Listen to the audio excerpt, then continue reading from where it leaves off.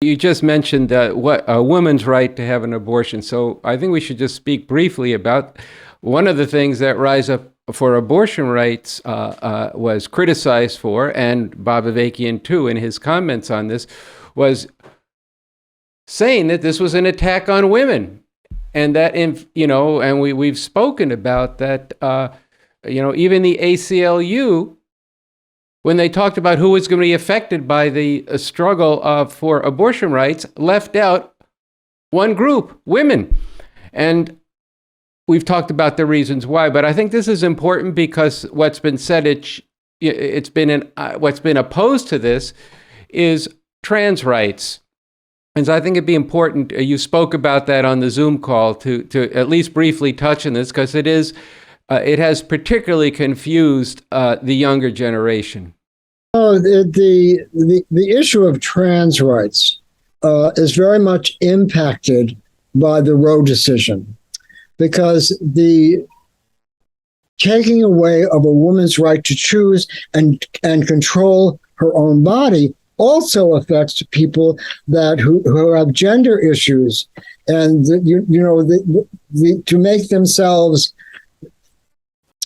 have some serenity in their life, they may make choices about the physical parts of their body that it's not my business to make a judgment about that. I tell you, but there's something is very wrong in my experience. What's happened with the way trans rights are put forward in the media. Civil rights, the basic civil rights of every one of us, when it's under attack, we need to stand with them. But we don't have to accept every, I'm going to say crazy thought, that's my idea, but maybe someone else will have another word for it. The word woman, you can't hear it anymore, because if you say woman, it's transphobic. If you say gay or lesbian, it's transphobic. I'm sorry. That's not true.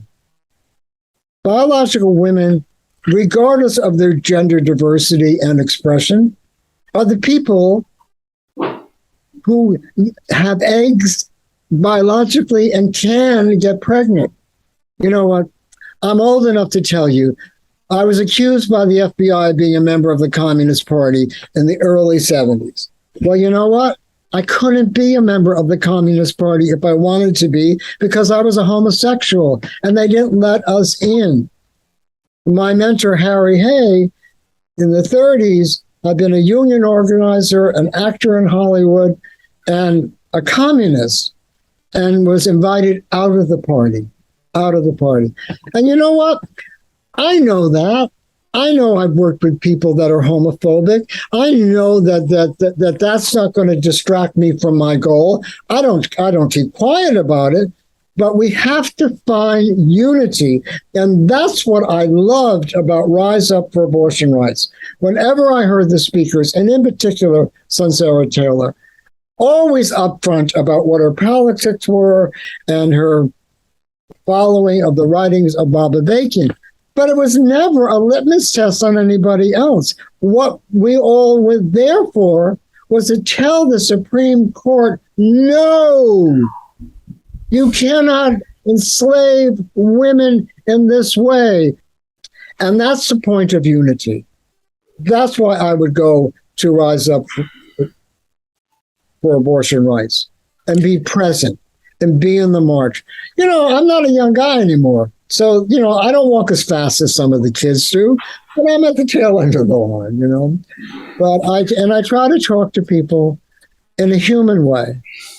I think that academic discussions about who's right about theory and Marx and communism and socialism is important, but it's not important in the streets. What's important in the streets is that people be visible and stand up for the principles that we're there for. And in this particular moment, around the Roe Wade decision, taking away of a woman's right to choose and making the choice to have an abortion with no shame. That's why I was there.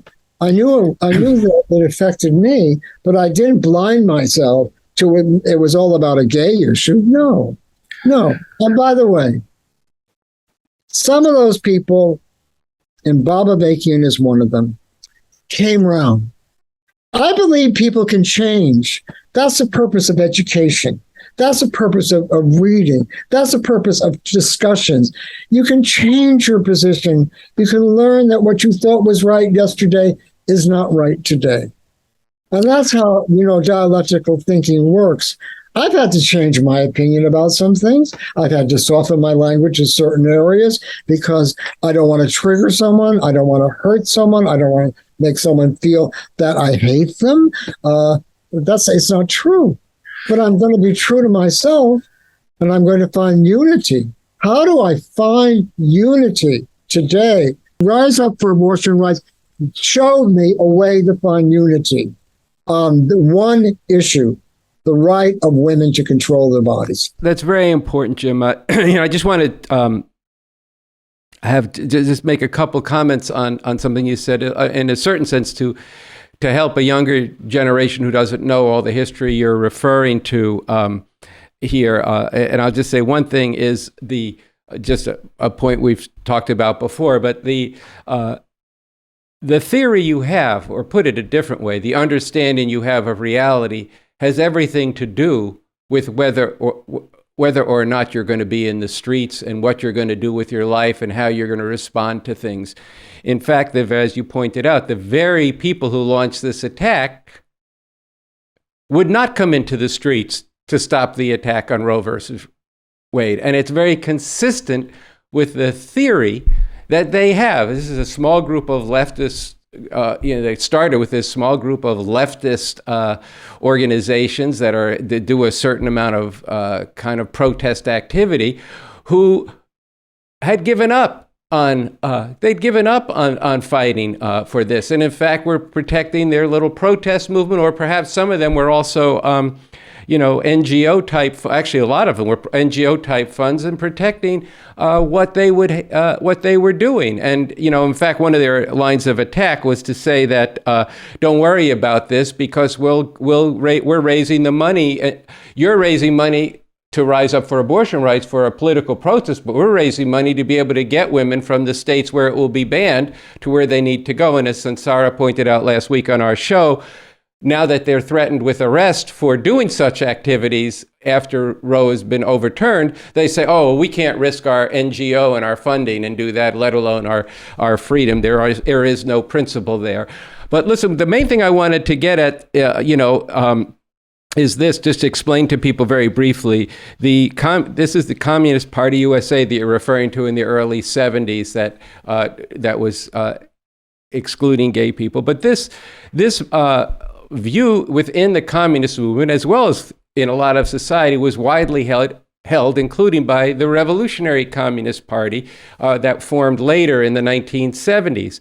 And then what you were referring to about Bob Avakian changing his mind is that he played a very important role, beginning in the 1990s and then early 90s, and then going up through the early 2000s, of leading a very detailed and thorough criticism of not just that position, but what lay behind it. How did we understand gender? How did we understand sexuality?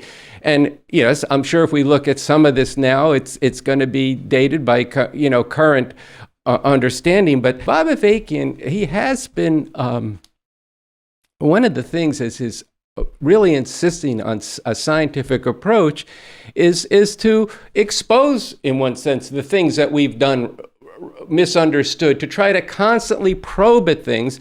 And that's been the position on homosexuality. And the reason I'm bringing this out is these groups continue to reprint papers from the 70s, accusations of one or another individual, all of which does smack of COINTELPRO, but it's also a kind of intellectual dishonesty, a lack of integrity, and not going to the fact that that there has been this criticism, and this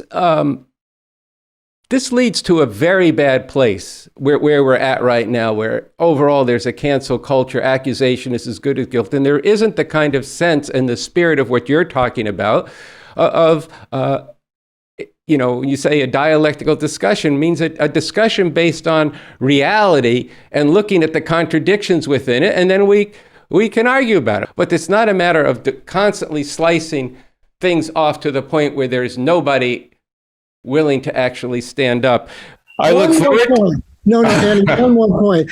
I was very upset when I heard a woman, I don't know what her race was, calling out Rise Up for Abortion for using the word enslavement. I'm sorry. Do you know what people have to think about what enslavement means? It means someone dominating someone else. And yes, there's racial parts of that, but that's not only the way enslaved. And when you take away a person's power to control their own life and you say, I have the power to tell you what to do and can't do, which is what the Supreme Court did. That is, for me, what enslavement is. You obey or you're in deep, deep trouble. And we're seeing that in the states with the laws that are being passed. So please, friends, don't be afraid to say, wait a minute, what are you talking about? You know, these trigger words that people use to try to change the subject or guilt trip or make people feel guilty. No, talk it out. Talk it out. Talk it out. Well, Jim, thank you for this interview. And I look forward to more conversations. And at some point, we'll see you again at Revolution Books in New York City. If you get yourself out here to Los Angeles, we'll have you come right in the studio and talk some more. Thank you, Andy. Take care.